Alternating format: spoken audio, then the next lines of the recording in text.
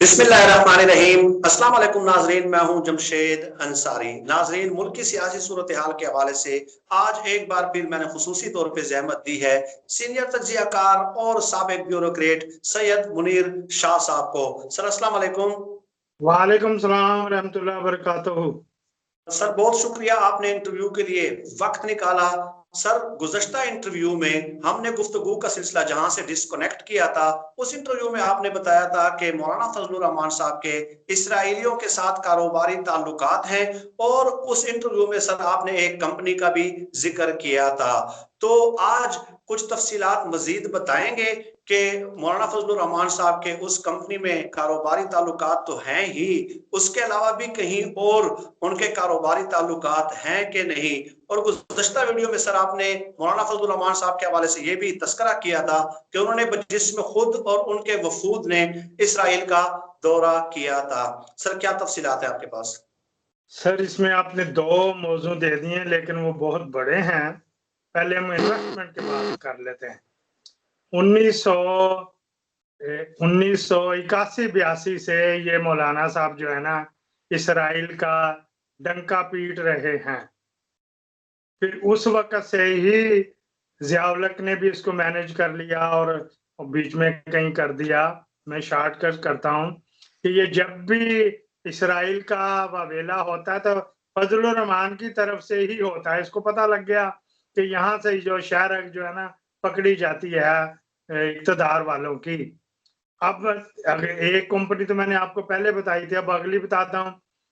Nestle Pakistan, जब ये Nestle Pakistan आ रही थी तो इसने वावेला किया, इसराइल आ गया, इसराइल को तस्लीम कर लिया, इसराइल घुस गया, हमारा एटम बम इसराइल ले गया, वगैरह वगैरह। अभी एटम बम उस वक्त अनाउंस भी नहीं हुआ था।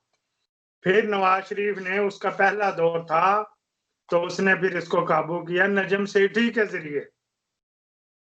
नजम सेठी के ससुराल वालों का है वो नेस्ले पाकिस्तान, जो हराम हलाल सुअर की चर्बी भी बेचता है और जूस भी बेचता है और पानी उनकी भी प्रोडक्ट है बहुत बड़ी। उसमें इसने जो काला चिट्टा माल कमाया हुआ था, जो एड लेता था मदरसे के नाम से बड़े बड़े अरब रियासतों से, ये इसने फ्रंट मैनों के जरिए उसमें अटैचमेंट कर दी, इसमें इन्वेस्टमेंट कर दी नेस्ले पाकिस्तान में।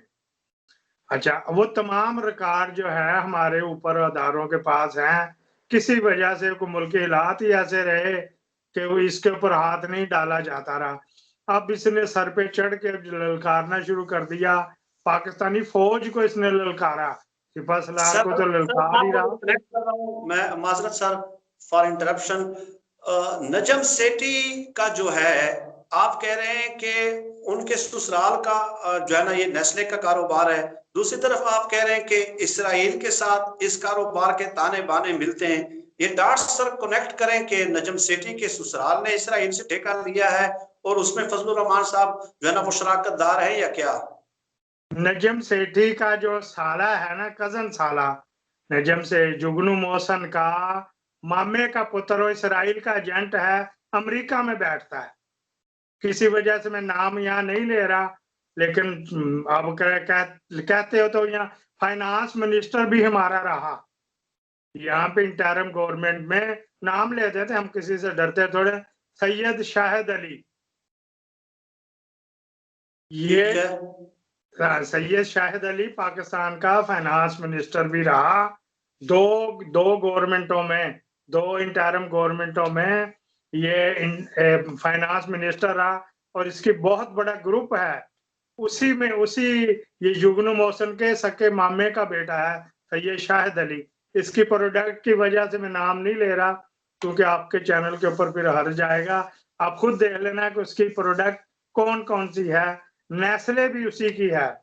बात ये आजकल चल रही है कि इसराइल पाकिस्तान के ताल्लुकात, तो इसराइल पाकिस्तान के जब भी ताल्लुकात हुए तो फजलुर रहमान ने खिड़की लगाई भी होती थी, ये अपना बीच में लोचतोल देता था।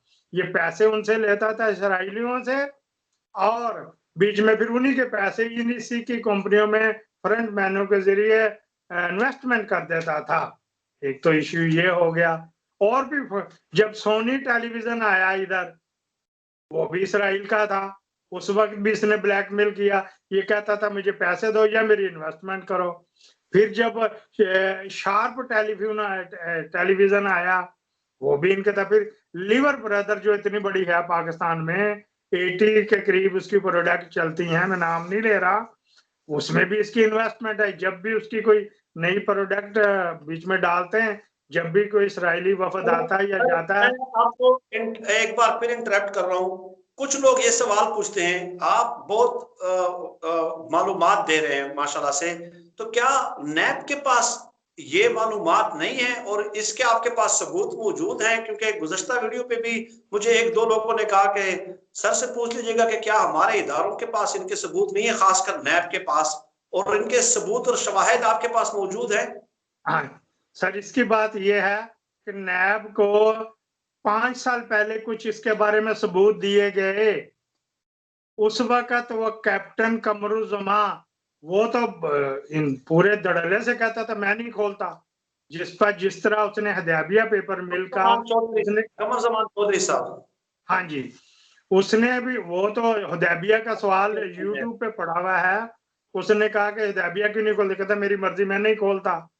इसी तरह वो तो बहुत बड़ा केस था, तो ये तो छोटे थे, तो कमरुज़्ज़मान चौधरी नहीं खोलता था। उससे पहले जो फसी बुखारी रहा या जनरल अमजद रहा, वो भी इसी के तरह के थे, तो जो मसलियत करते थे कि यार पीछे से आ जाता था। जब इसके ऊपर जनरल अमजद ने हाथ डाला, तो जनरल मुशर्रफ ने कहा यार इसने एमएमए बना ली हमने, तो इसको दुरानी को हमने वजीर आला लगा दिया, बस इसकी फाइल कर दो नीचे। नैब को पूरे नहीं एविडेंस दिए गए, हमारे अदारों के पास, इंटेलिजेंस एजेंसियों के पास तमाम सबूत हैं। अब इसने जो पाक अफवाज के को ललकारा है, इसने जनरल को तो ललकारा बाजवा साहब को, पाकिस्तान फौज को ललकारा कि हमने तो रशिया को निकाल दिया, हम तुम्हें बंदूकें तुम्हारी फलां कर देंगे फलां। पश्तो मुझे इतनी नहीं आती, बड़ी मुश्किल से उसको ट्रांसलेट की। इसने तो वो अली वजीर से भी ज्यादा खतरनाक तकरीरें पश्तो में की हुई हैं। कुछ वजह से, मसलियत की वजह से हमारे जो होते हैं चुप कर जाते हैं। तमाम सबूत हैं। जब भी इसराइली प्रोडक्ट इधर आई, उसी वक्त इसने अपने बीच में दिहाड़ी लगाई। अब दिहाड़ी कैश की सूरत में भी, कैश अगर आएगा तो स्टेट बैंक के जरिए आएगा, ये जरा खुशक मौजू है। उसमें ये अपने शेयर्स ले लेते हैं। मसलन एक ताजा तरीन बताता हूं, जैसे ही एमएमए बनी और दुरानी को वजीर आला लगाया गया, इसने एक तो जमीनें अलाट कर ली, वो तो सबको पता।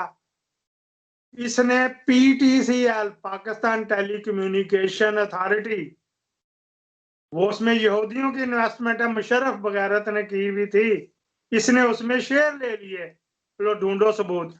व्हाइट कॉलर करप्शन ढूंढना काफी मुश्किल होता है, बड़ी दूर तक जाना पड़ता है, स्टाफ है कोई नहीं नैब के पास, जो होता वो नहीं लोगों का भर्ती किया हुआ होता, वो नहीं की पर्दापोशी करता है इजाजी की तरह।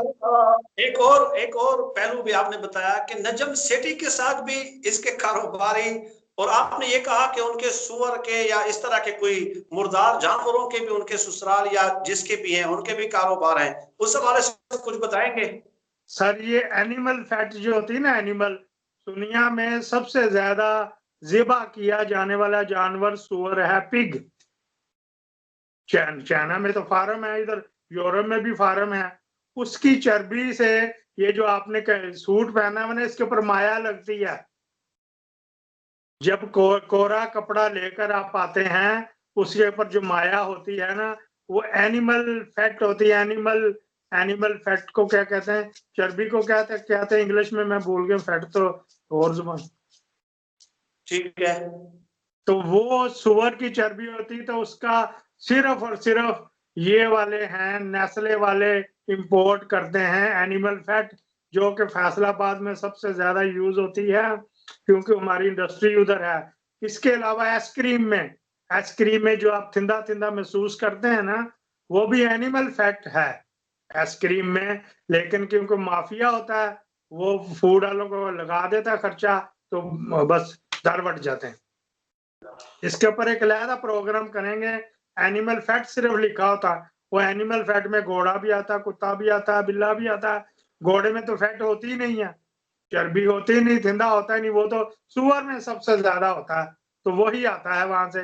वहां पे कहीं लिखा हुआ था हलाल फैट, हलाल जानवर तो बकरे का होता है, वो तो हम खा जाते हैं, बकरे की तो फैट बिकती ही नहीं है, वो हम छोड़ते ही नहीं, हम खुद खा जाते हैं, निहारी वाले लेके आते हैं, हलीमा वाले लेके आते हैं, ये सिर्फ और सिर्फ सुअर की होती है। यह सर्टिफिकेट होना चाहिए कि जी इसमें सुअर की चर्बी अच्छा सर, शामिल ये नहीं है। आपने एक नया पहलू, एक नया पेंडोरा बॉक्स खोल दिया है ना, ये नजम सेठी के हवाले से और उनके जो ससुराल वगैरह के या रिश्तेदारों के जो कारोबार हैं, तो उस हवाले से तो ये तो एक अलग एक सेपरेट सब्जेक्ट है।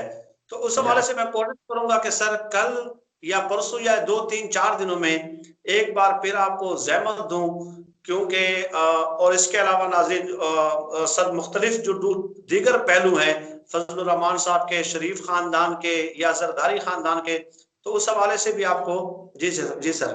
अच्छा, एक बात वो बीच में वो अगले में भी शामिल कर लेंगे।